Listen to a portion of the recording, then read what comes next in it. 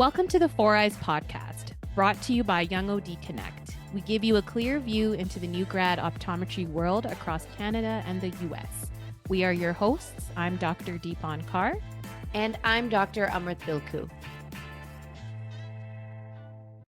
Oh, how are you? Good. How are you? Oh, I can Good. hear you now. Okay. Long time no see. No see. Well, thanks done. for coming back on, Hardeep. This is going to be your third time on our podcast. Do you feel like a veteran now? I do. Oh yeah, because the first one was about like dry eyes. No, that was the second one. Second one. The first one was about like gender bias, equality, gender bias. Yeah. I remember. Yeah. That was so long ago. It feels like it was years ago, and it was during the pandemic. So yeah. I think it was only a year ago. Yeah, you're right. Yeah, like not that far. It feels like a long time. It feels like a long time. Yeah. So much has happened. Back. Thank you for inviting me back. Yeah, let's get into it. I think we're really excited to talk with you about mentorship. It's something that I think Deepan and I have had. Like, we've had you and other amazing ODs as mentors. People have reached out to us for mentorship or to ask us advice. And I think it'll be a really good time for us on this podcast to really just talk about, like, what does mentorship mean and why is it important and why should we promote it? So yeah, we're just looking forward to talking about it with you today, Hardeep. You're the best person to talk to about this. And so we'll just like dive right in. What is your definition of mentorship and what does it mean to you specifically? So to answer this question, I really have to think about when my journey as a mentee or someone who is seeking mentorship started. And to me, mentorship, I mean, it's guidance, right? It's seeking guidance from someone who's been in the position that you hope to be in one day. And that doesn't have to be career related, but we can keep this conversation within those barriers. And my journey for seeking guidance really began when I was an undergraduate student and I was at the University of Florida figuring out, did I want to be an ophthalmologist or an optometrist, and what was that journey going to be like for me?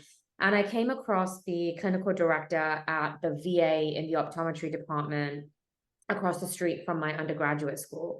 And she just took me under her wing. And I don't know if I necessarily asked for it, if it was just a blessing from above that we connected in that regard.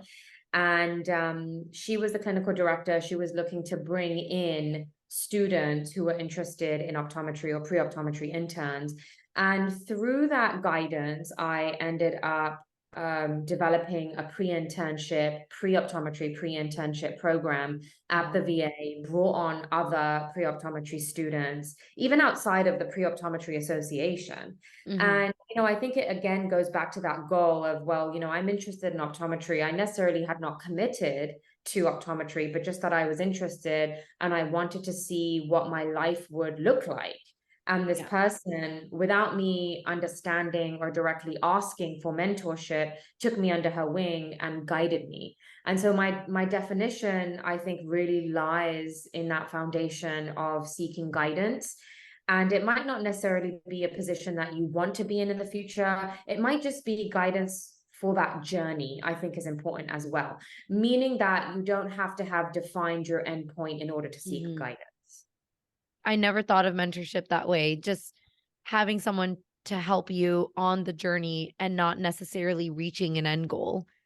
Because I think for me, I always think mentorship is a goal, right? Like you want to achieve something. And so you find a mentor who's going to help you achieve that, not necessarily just someone who can let you experience that journey before achieving the goal. Right, exactly. I like that. So Hardeep, since you're now more of a seasoned optometrist, do you have a mentor now or someone that you think of as your mentor now? I had to think quite hard about this question. Probably too hard. And I would say that I've gone through seasons in my career development. And I've had different mentors for that season, not necessarily one person who I could pin down. But again, it really started in my undergraduate days, where I had somebody guiding me in terms of what optometry would look like, what are the different avenues in which I can practice and explore optometry. Does it have to be private practice or retail, commercial? What does that VA look like for me? And, interestingly enough, during that season of my life, I entered optometry school wanting to pursue low vision rehabilitation, a specialization or a focus in ocular disease, and actually wanted to do a residency at a VA. And that's exactly what I did based on that mentor I had during that season. And then when I entered my residency, or even I would say third and fourth year, Dr. Bina Patel at NECO was so influential for me. And I would be able to pin down and say specifically that she was such a huge mentor in guiding my journey. Again, not necessarily having an end goal, but just helping me delineate what I wanted from my externships and my residency. And then when I entered residency, my attendings were my mentors, again, guiding me for that next step. So not only was it the journey that I was going through at that particular time, but also my questions as to where I wanted to go next. And everybody understood that this wasn't going to be the end all be all, but how I wanted to shape my journey in the present moment and what my next step would be. And then, I think the game completely changes once you come out of externships and residency, as you two are now experiencing. Yeah.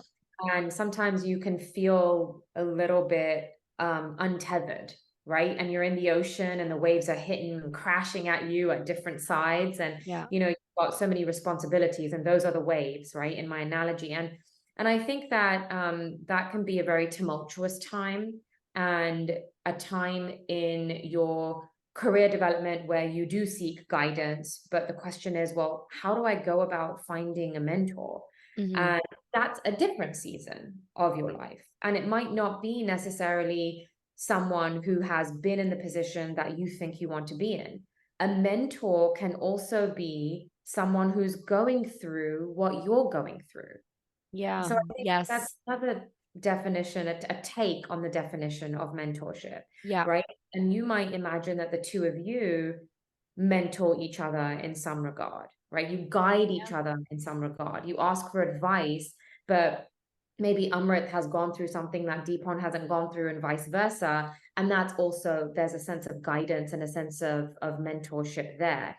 And I think that when we enter that season where we've graduated from school and from residency, and now we're entering our first, second, maybe even third position, career, a job rather, we tend to seek guidance from our colleagues rather than someone who's been there, done that.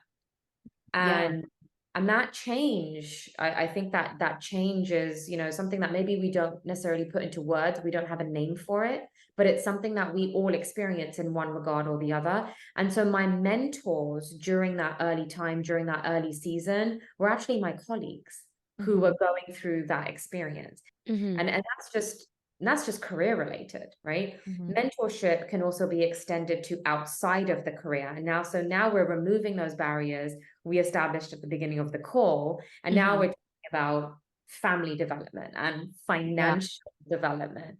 And not only do we have different mentors for each season, but also for each aspect of our development outside of optometry. And that mentorship quickly turns into friendship in my experience.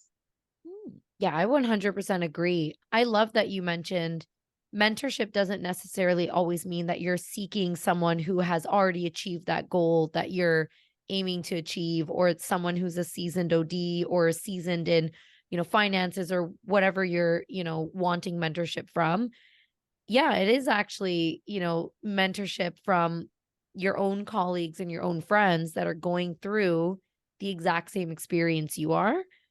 And I think then that's also less daunting too, because it might be a little scary for someone to reach out to, someone that has a lot more experience than them. They might be a little bit more scared, a little bit more nervous to ask for help and ask for guidance. But it's so much easier to ask your friends or people, you know, that are in the similar boat to you, being like, how are you getting through this situation right now?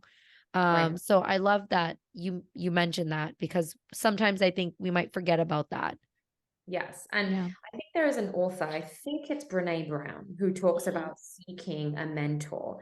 And definitely don't quote me on this, but in paraphrasing what she says is that when you are seeking a mentor, the question in the mentee's mind should always be, well, what can we offer in return for mentorship, Yeah. right? Mhm. And just to your point, Amrit, when you are seeking mentorship from your colleagues, you're both giving and both taking from each other. Mm-hmm. Whereas in a traditional mentee-mentor relationship, the expectation is that the mentee should offer something in return for the mentorship. And the question always is, what should that be? Mm-hmm. I think typically we see this I see this every day in my private practice, where an undergraduate student might seek an internship, like what I did, right? I'm Mm-hmm. going to develop this program for you. This is what I'm giving in return for the mentorship that you're providing for me. So I Mm-hmm. have graduate students who are pre-optometry or interested in some aspect of healthcare and maybe eyes, maybe not, they don't know yet. And they want to come in and they want to provide a service for me, something in return so that I can guide them in their pre-optometry journey. And so I think if we stay within the barriers of that definition of guidance, but we just apply it differently because we are still giving and taking, but in our new definition, we're giving and taking from each other as colleagues. And I think it's really interesting when you say like mentors don't always have to be older than you too. Like every time I think of a mentor, I'm like, who is older than me and has much Yeah. more experience? But you're right. It could be friends, it could be colleagues, it could be coworkers, someone that's just going through the same thing as you are, Mm-hmm. someone who just quickly experienced that experience and can talk more about it with you. So yeah. And Hardeep, I think you mentioned a few good points, but can you just summarize one more time for anyone who is looking for a mentor? What characteristics should they look for in a mentor, or what aspects make somebody a great mentor compared to a terrible mentor? What are the red flags I guess, of a yeah, not terrible what are the mentor? green flags, what are the red flags, I guess. Let's ask it Okay. in that sense. Yeah. So I love that age is not a requirement. So Yeah. so let's start there. So I mean, really, seriously speaking, I think a characteristic is someone who you can open up to very honestly, someone who you can break your walls down and speak about your fears in a very deep sense, in a very intense sense, right? And the reason I say that is because when you are seeking guidance, you have to be able to talk about what you're scared of so that your mentor can guide you and help you navigate those fears and help you overcome those fears. So in a very specific example, if you were looking to start becoming more involved in speaking engagements, but you're afraid of public speaking, but it's something that you really want to do, right? You have to be able to express to your mentor that I have these fears. And what are some tips? What are some resources that can help me overcome these? So I think someone who you can open up to without barriers is a very important characteristic. And that might require some friendship, right? So I think friendship is very, very important when you are seeking a mentor, someone who you can not only open up to, but also exchange ideas, right? Yeah. Someone who you feel performs or functions shoulder to shoulder, but Mm-hmm. there's some aspect of you looking up to them, Mm-hmm. right? Because you're seeking that guidance. And I look up to my colleagues who I practice at the same level, shoulder to shoulder, but I look up to them because I respect them. So you have to respect your mentor. Mhm. So I think being able to open up, respecting this person, seeking friendship from your relationship are very important characteristics. And Yeah. age is not a requirement. I think it's funny how you were talking about you got to break down these barriers. It's like this intimate relationship you'll have with your mentor.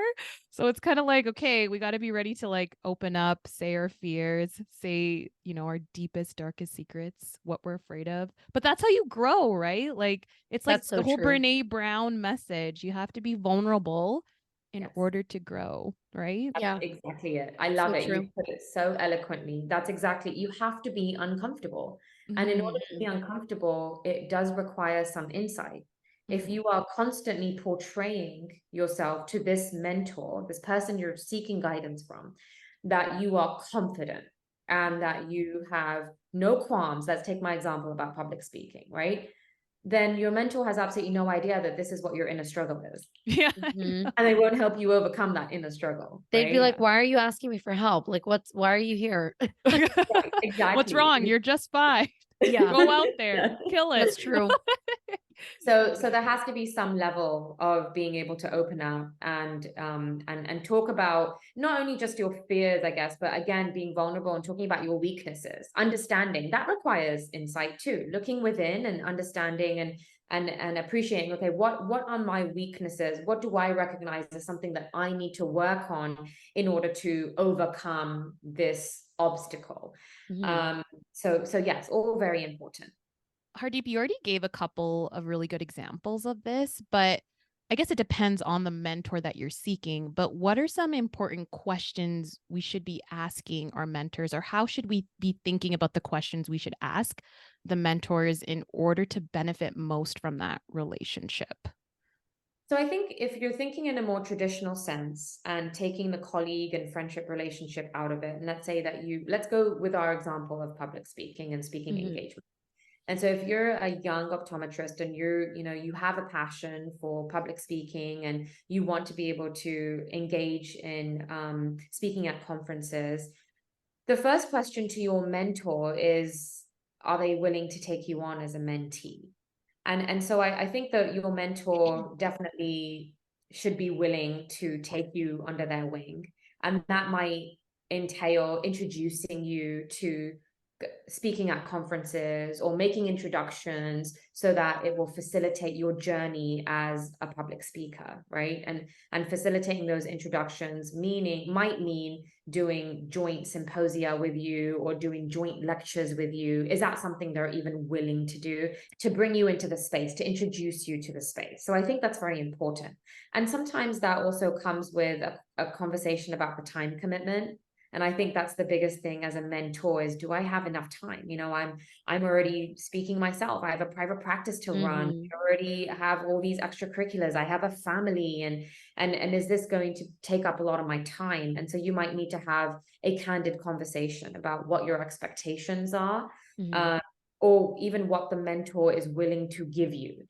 And what you might notice is that you seek guidance from one person for one aspect of mentorship and another one from another mentor. So you might not just have one mentor. You might not have one go-to person. Like I did not have one go-to person, but rather multiple people for different aspects of what I'm seeking guidance for. So I think honestly that those are important conversations to have.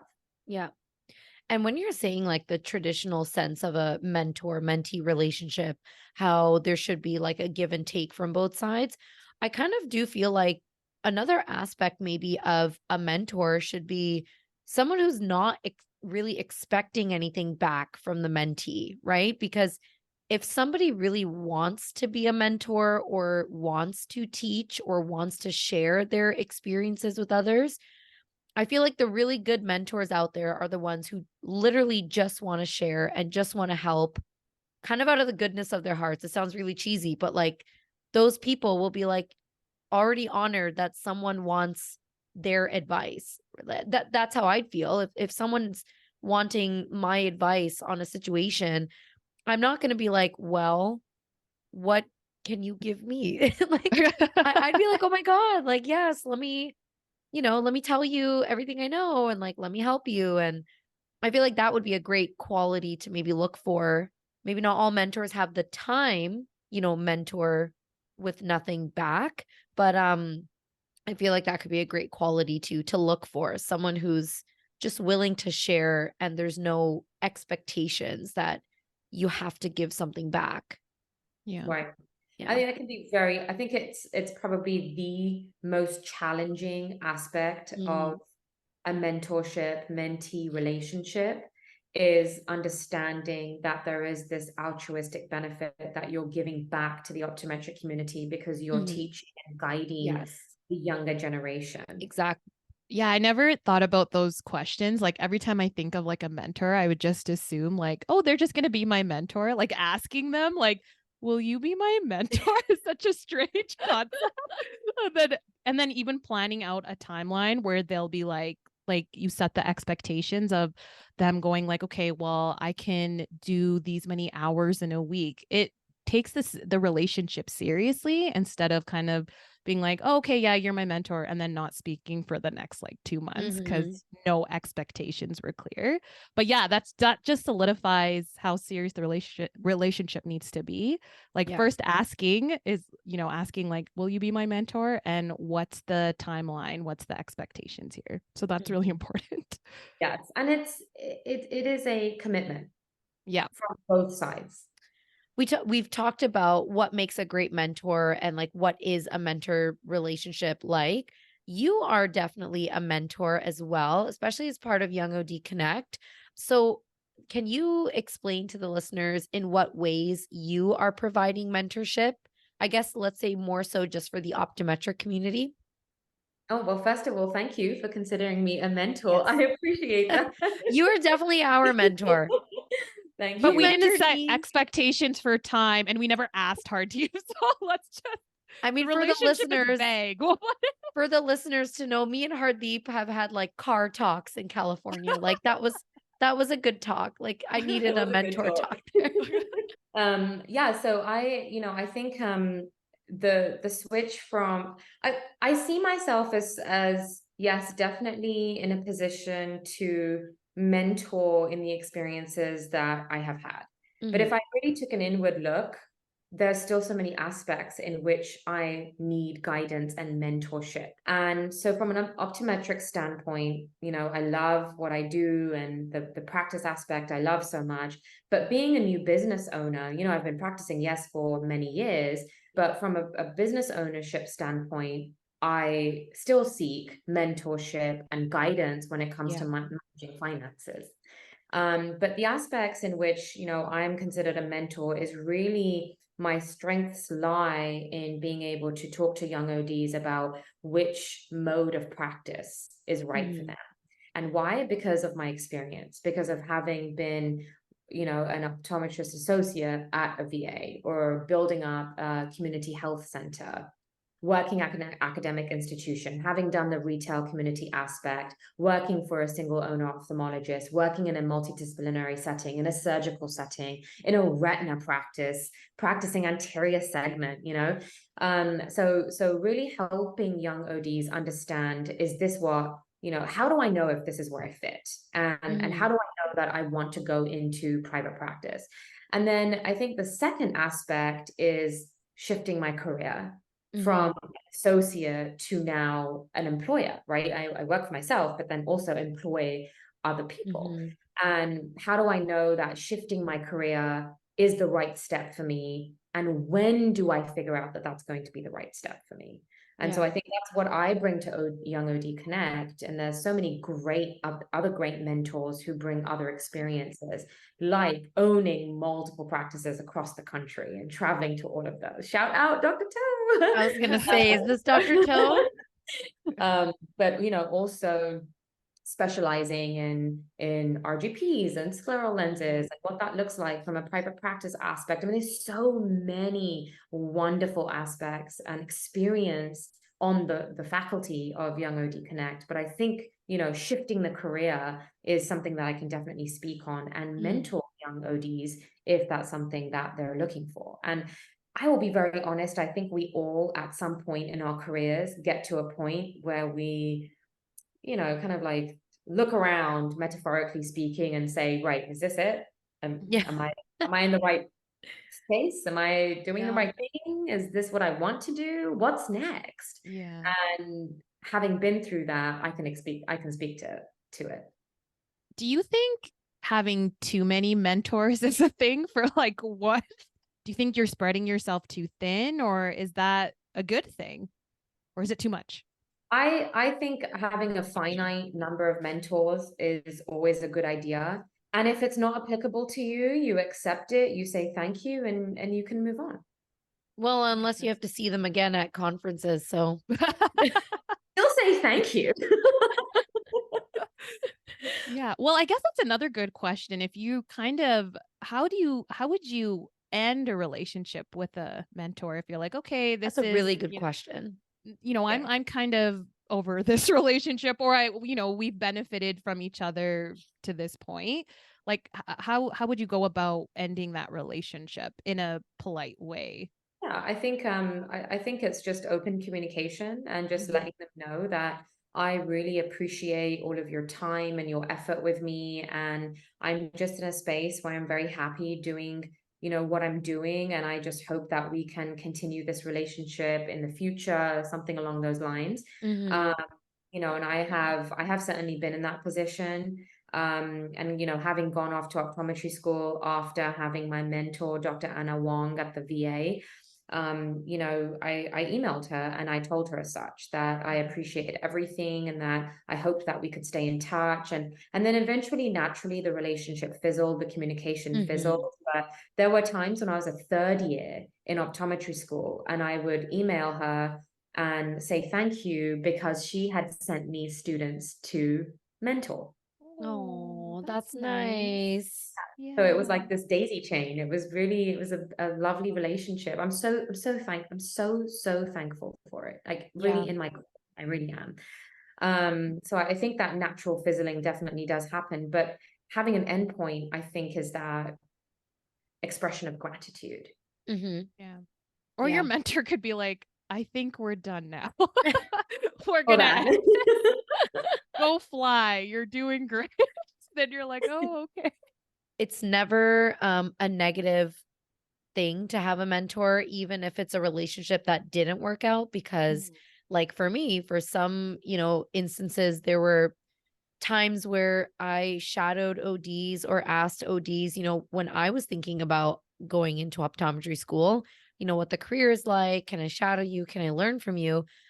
Those were actually not the best shadowing experiences. Those were actually, ODs that I went like, oh, I don't connect with these people. I don't know if this is the type of OD that I want to be and all this kind of stuff. But then when I think back to those relationships that I made with the mentors that didn't work out for me, that kind of drove me to still go into optometry and not follow that path. Right? Where I said, "Well, I think I still wanna do optometry, but I know that I don't wanna fall into, their negative attitudes or the way that they think about it, and I wanna think about it in a different way." So, at the end of the day, no matter how the relationship works out, whether it's really good or not so great, I still feel like every interaction is gonna lead you to the path where you end up at the end of the day. Yes. Your journey, it's still gonna contribute to your journey, but I should send them a thank you card because I meant it. And you know what? And even if it's not something that you take and you repeat what they do, even Yeah, if you don't repeat what they do, you still learn from I it. And learned. that's the key, Amrit, is that Yeah. you are in a position to accept and learn. Mhm. And that exactly is a characteristic of a mentee, someone Yeah. who's seeking guidance, is that I want to learn. It doesn't Mhm. necessarily mean you have to do what they do, Yeah. but you also have to understand where your negative space is, right? Mhm. So that Yeah, was actually as a very, mentee, very, you have to be open, right? Like to take in that whatever you're going to learn something from whoever you're Mhm. shadowing or talking to, even though like what Amrit said, you might not Align with, like, what align they with certain say. things in optometry, but you'll definitely take something away from that discussion or shadowing Mhm. experience for sure. Yeah, exactly. True. exactly. So we just talked about, YoungOD Connect is a great platform where young ODs can find mentorship and join mentor sessions online. But do you know of other platforms or organizations that would connect young ODs with mentors? Because I'm sure it could be very scary for them to just, cold call people to get mentors. It might be nice for a program to kind of match them up. I think social media is, it's not organized per se. It still puts quite a bit of onus on the mentee who's looking for guidance. But I do feel that social media can be a great outlet in identifying, because you can tell a lot about their journey, about their practice, or, their practice setting, let's say. And if it's something that you're interested in, you could always reach out on social media. I think YoungOD Connect is very unique in the setup, where we have an organized way of reaching out to mentors. And I know I'm actually not aware of any other program, and I don't know if there is. If maybe you know. Of a program that helps set up mentees and mentors. Now, I remember when I was very early in my career, there were a few Facebook groups. So I'm sure that those are still rotating. Oh yeah, there might be. Assets to kind of pair mentees up with mentors. But again, there's a lot of the accountability factor, so these mentors, this happened to me where people would reach out to me and I would be very excited and open to having these mentors. And then I would follow up and I wouldn't hear anything back. So I think with YoungOD Connect, I love that it's so organized because, again, that your mentee is committed. And when you have that commitment, you show that other mentee is quite serious about seeking this relationship. The mentor is also a lot more motivated, and it helps you that, just make that timeline and set those expectations. And then also, I think that when seeking a mentor, young ODs should really think back to their clinical experiences. And you'd be very surprised because before social media, I mean, what did folks like me do before social media, right? We had to actually have FaceTime with our attendings, and we had to ask for them in person versus over an email. And That's so true. And I think that's really valuable because having that FaceTime with your attendings and just approaching them and nonverbal communication, body language, it can say so much about the relationship and about the person. So I still hold a lot of value in that, thinking back to even your third year attendings, fourth year attendings, residency attendings. And I actually found a few of my mentors, in my seasons, not necessarily through folks who had attended on my patients, but maybe who had put me through to someone else as a referral to say, oh, Hardeep is very interested in learning about XYZ. Do you think that you could guide her a little bit? And so I think those human interactions are very helpful. And I think young ODs should definitely explore those. Yeah. To add to that, I don't think I know of any specific organizations either, other than some provincial associations and some state associations, maybe not all of them. I know the Ontario Association does not have a mentorship program when you join the association, but I think they are looking into it. But then I think Deepan, you said before, Alberta Association does do that. Alberta Association does. However, I think it's improved. I had a very similar experience to Hardeep where I was set up for a mentorship program, but nothing came out of it because I couldn't get a response from the mentor that was assigned to me. So I think it's a lot more different now where the mentors that they seek are committed to it, just like what we were talking about before. It's a time commitment, right? There's responsibility there. So I think they're changing it in terms of like who they're choosing now in terms of mentors and how much time they can actually commit to it, but they are working on it. And I don't know any other Canadian association that has something like that set up. But and I'm sure some state associations, because every state's going to be different, right? So they're all going to have their own, but that would be a great place to start too for people. That would be my only other thought of where else we can find mentorship without cold calling or sliding into DMs. Yes, exactly. And I think the American Academy of Optometry has a student fellow program. Oh, yeah. Yes, yeah, right. So I think that could be a great resource as well. Yeah. And then Hardeep, you kind of already answered this question throughout this episode, but what other areas of mentorship do you believe is important for ODs to seek out besides optometry? And I know you mentioned finances. What are some other areas? Yeah, finance is definitely a big one. Personal finances, but then also knowing when to ask your employer for profit sharing and setting up your savings accounts and understanding how that works. Understanding student loan repayment, that's very important. And then also, I think kind of, what is how do you set goals? I think that's a really important part of mentorship. I think we can all answer the question, or at least we've thought about, what do I want to be in 10 years? Kind of like these very long-term, lofty type timelines, right? What about in 2 years? What about next year? What about in 3 years? And what will my family life look like? What does my financial situation look like? And then how do I put all of that information together and manage student loan repayment at the same time? And I think often, and maybe this is a cultural bias, but I think often we see our lives in sections.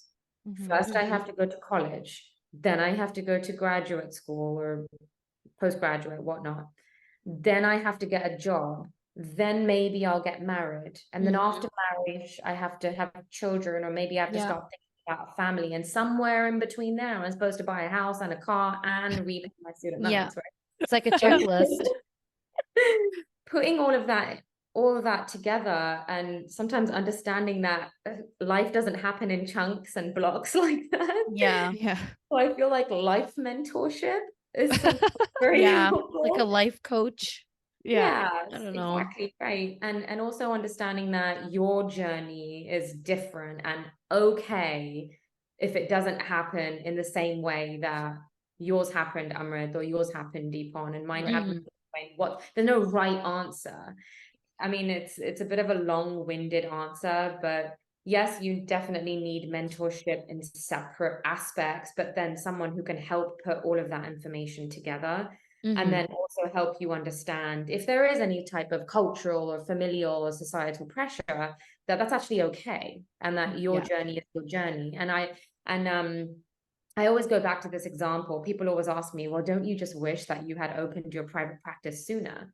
And my answer is literally no. No, not at all, because I don't know how would that have fit into everything else that was going on in life. And so the way that things happen is exactly on time. That's a nice answer. That's why we love talking to you, Hardeep. It's always like a mini therapy session for us, even though it's a podcast recording. It's really just me and Deepan being selfish. It did get a little philosophical at the end, right? All right, Hardeep, thank you so much for coming on for your third time and sharing your wonderful wisdom about mentorship. I mean, you're definitely a mentor to Amrit and I, and we appreciate it so much.